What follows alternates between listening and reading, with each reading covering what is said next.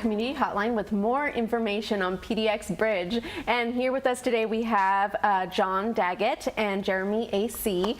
Thank you so much for being here today. Well, thank you. Absolutely. And why don't we start by introducing yourselves and saying a little bit about what you do. I'm a career educator, been retired for a number of years, but right now I'm working with SAGE, Seniors Advocating for Generational Equity, and Jeremy's my boss. I've decided to volunteer at PDX Bridge, and normally when we leave a legacy, that's what we do at SAGE. It takes a gestation period of 9 months.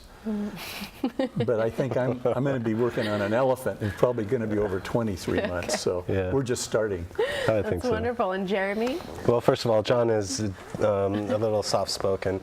He is one part of like Portland's power couple. He and his wife Barb are two amazing people. In fact, it's because of them that we got connected with you, which is well, amazing. Now we love him. Yeah, absolutely, absolutely. But my role, I work for Gateway to College National Network, and I'm a senior manager there. And one of my primary roles is to manage the collaboration that PDX Bridge is, really. That's wonderful. And you talked briefly about SAGE. Do you want to talk a little bit more about it? Well, it focuses on folks over 50 generally. Some are still working. Most are retired as long as they want to. And I'd call it a catalytic organization. It's trying to tap into the fact that thousands of people are retiring now every day, not just every year. And if you have a purpose in life, you're healthier physically and mentally, and there's wasted resources. And SAGE wants to tap into not only the ideas people have, but their financial resources as well. But you don't have to give money to be a SAGE. You can give an idea, and we have coaches and training that will help us accomplish our goals. And I'm very interested in PDX Bridge because as a former educator, I see kids on the street living under tarps and things like that. And I can't imagine how difficult it must be to teach them. And my heart goes out to them. And if I can help PDX Bridge empower and enrich the lives of these young people, then I still have a purpose on this planet. So has SAGE partnered with PDX Bridge? Well, that's with me. With you guys. Yeah, there's various SAGEs doing projects all over the city. We've been involved for about 6 years, and we're growing. It's a very difficult organization because we don't have a mission. Our mission is to be a catalyst, and so it's more complex. But I don't want to take time for me. Let's talk about the Bridge kids. Let's do it. All right, so PDX Bridge, Gateway to College National Network, what does that mean? Yeah, well, it's a mouthful. It is, I know it is, and it's hard to kind of distinguish between the two, definitely. But as John was saying about SAGE being a catalyst organization, Gateway to College National Network is much like that. If you think of a group of friends, Gateway to College is the one who always has the party, and everyone comes to their house, you know? We're all nonprofits, we're all going after money, and we all want to serve youth. We just happen to be the nonprofit that throws a good party. So we bring everyone together, and we make sure that the school district is talking to the community college, is talking to the Department of Human Services who work with foster kids, is talking to juvenile justice who work with kids in the justice system, is talking to homeless shelters who are working with kids who are on the streets, and we're all working together to establish this network of caring adults so that these kids can rise up and basically see that their aspirations come true. That's wonderful. So you're making sure you're covering all the bases. So you're trying to see, you're foreseeing any kind of issues and trying to cover all of that. You know, I just think this is such an important aspect because our society really cuts these kids loose from their foster care. They're obviously cut loose if they're homeless, and if they're no longer involved with the courts and they're just on the street. And part of what the coach does is help them navigate the services they might be have available. Now, if you're adjudicated, maybe some of those services you can't access it, and we're trying to find that out and trying to find ways around that so that these kids can get the care they need and the support they need to move on with their life. Absolutely, and something we had talked about in the previous segment was once they turn 18, it's that great, I'm an adult now, but where are all my resources now? Yeah, I mean the big thing is these are kids who don't have strong parental figures, you know. They create a close That's bond. an understatement, buddy. Okay, John came out swinging, but so yeah, they don't. I mean, it's true. It's an understatement. Yeah. These kids have bounced around from foster home to foster home. Many of them have lived on the streets. They really see their English teacher, perhaps, who is like changing their life with literature or with writing, or they have this trusting relationship with them. The first adult role model that they actually believe in. It's not the judge who's sentencing them to jail. It's not the police officer who's arresting them. You know, it's not the standard like foster parent or parent who's abandoning them. This is somebody that they can depend on. But guess what happens when they graduate? That relationship is over. You know, so now they're back to square one. They're back and they're on their own, and they don't even have the support of the foster youth system anymore because they've aged out of care. So PDX Bridge exists so that we could bridge that divide. And these kids who are, you know, who have aspirations, like over 83% of foster youth aspire to go to college and aspire to have a life, but only 10% actually do. You know, this is a huge desperation, and our goal is to bridge that divide from state care to independent adulthood. And by the way, these kids, these three categories, cost our nation $27 billion a year as an expense. Now, we're trying to invest in them because they're human potential. These are probably some of the most creative kids on the planet because they have to be to survive. They're very resilient. They haven't been coddled. And if they've made it this far and they want to get into college, they could be the solution to the myriad of problems society has right now. So their human potential needs to be saved. Absolutely. And you also brought a video with you that kind of showcases a little bit about that. Do you want to talk a bit about the video? Yeah, actually, you're going to recognize both the people in this video because we have Allison, who's our amazing college success coach, and she's changed the lives of countless students already. And then we have one of our other PDX Bridge students that you've already seen in the previous video. But they're going to kind of talk about their relationship and look at it from a different angle than what we saw in the previous segment. Wonderful. All right, let's take a look.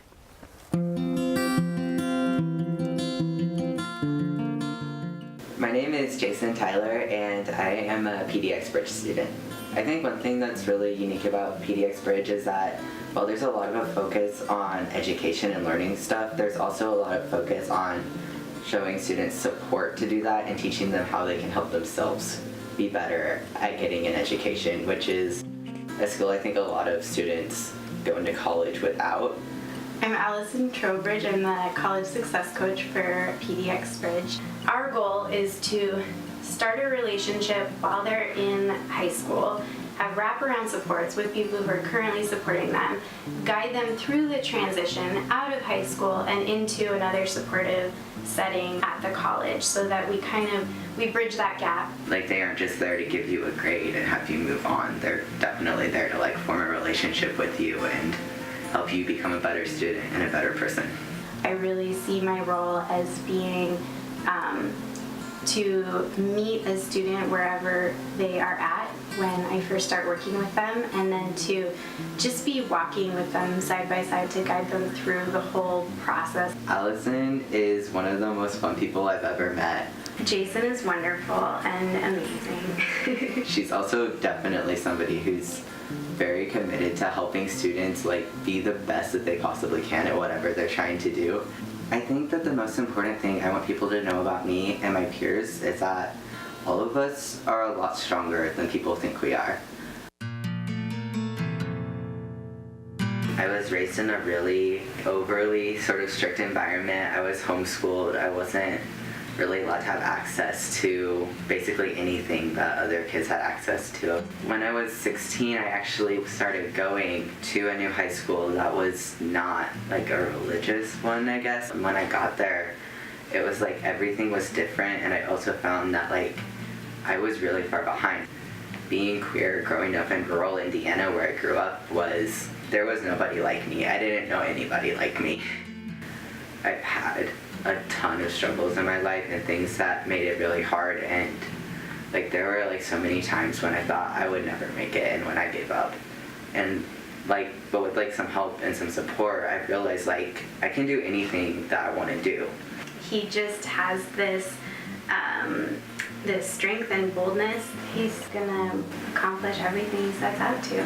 The people with PDX Bridge are so supportive and so helpful and so open. It definitely makes it like less daunting going to school because you know that you have somebody that you can trust who like actually cares about you, who's gonna help you and wants to help you succeed.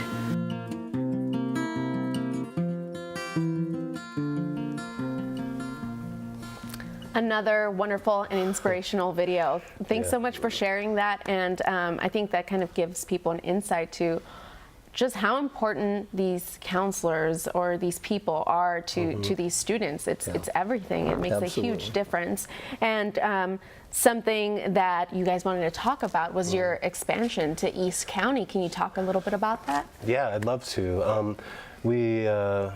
We recently applied for a grant from Meyer Memorial Trust, a local really important. Big one. You went for the big one. Yeah. Well, and they've been really strong allies of ours, not just as funders, but as collaborators. And we have enough money to expand to Mount Hood Community College, which is fabulous because we're going to be able to double our PDX Bridge program and have a site at Mount Hood as well as PCC. We're looking to launch sometime in 2018, and this is we're really excited. We're bringing in Reynolds, Gresham Barlow, we're bringing in Centennial, David Douglas, and a lot of these people are already working with Allison because she's networked out far and wide. But now the kids are going to have an option to go to Mount Hood if it works for them. And that's wonderful because there's a large need here in East County that maybe wasn't met. A lot of organizations have a big focus on Portland, but it's also important to kind of have a focus on East County because there's a lot of people in need. Right. Absolutely. And so what types of needs do these young people have specifically? Well, let me hit that a little bit. Yeah, go for it. Yeah. When they complete the program, they're very successful moving on to apprenticeships, community college, what have you. But roughly, not quite, but I think almost half of the first cohort dropped out. And that's really disquieting. And the reason why they dropped out was understandable if you look at the circumstances of their life. They're homeless, they're foster care, they're in trouble with the law, they need to survive. So they're struggling at menial jobs or maybe things that maybe not legal to survive. They're in a survival mode. And we think that's just intolerable, that they need to be supported when they're going to school and doing their homework. And maybe I'm jumping ahead, but I really think that kind of investment in giving them a stipend, some kind of resource, so that they don't have to go to a really low-paying job or do something that we wouldn't want them to do to survive, then we can get 80–90%, maybe more, completing the program and on with their life. So I think it's truly important. Absolutely. And we have just enough time for one more point, and I want to make sure we talk about the student stipend fundraiser. Jeremy, can you talk a little bit about that? Yeah, John brought it to our attention just now. These students' lives are very busy. We created this amazing opportunity for them, this college access opportunity. But like John said, not every student has the ability to take advantage of that. And so what we want to do is treat it like a part-time job, because a lot of these kids are working at Burger King or Jamba Juice or somewhere else just to put food on their table, sometimes to care for their own children, sometimes to care for an estranged kin, or just finding a place to sleep at night. And so we want to treat this like a part-time job. And if we can raise money, we have enough money to expand, but we don't have enough money to give these kids the basic funds to meet their basic needs. And so if we could actually raise about $1,800 per student, then we could satisfy their needs, and we could help them, and it would essentially be like a part-time job for them. And so what we've done is we've launched a GoFundMe page. It's GoFundMe.com/PDXBridge, and here we're trying to raise money to help these kids basically realize their own aspirations and their own potential. And that way they're able to focus on their education Right. instead of focusing on how, needing to go to that second job to make ends meet. Exactly, and this isn't welfare. This is not a handout. These kids didn't ask to be homeless. They didn't ask to never complete a year of high school because they get bounced around from foster home to foster home. They didn't ask. They didn't ask for any of these things. We're just trying to give them back because these kids are, after all, wards of the state, which mean they're our kids. All of our tax dollars are paying for them, And so, our tax dollars will have to pay a lot more if we don't do this small amount Yeah. ahead of the game to help them out. It's going to cost society $40,000 a year to have them incarcerated if that happens. And what's $1,800 a kid so that they can have food and clothing and then a chance to focus And give on back to their the future. community. There you go, and give back. And you saw the pictures of those kids. They're incredible. They're excited. They're happy. They feel cared about. They're going to be contributors, and that's what we Absolutely. want. Well, thank you so much for talking to us tonight. It's been incredibly inspirational, and I hope that hopefully will help you guys get out there so that people really find out all of the programs that are here and are accessible, especially now at Mount Hood Community College. Thank you so Absolutely. much. Thanks, Atsu. Thank you for letting us have a voice here. Absolutely. Appreciate it. Thank you for joining us on another show of Community Hotline. Stay tuned for more information on PDX Bridge and also on how you can get involved here at MetroEast Community Media. Until next time, have a good night.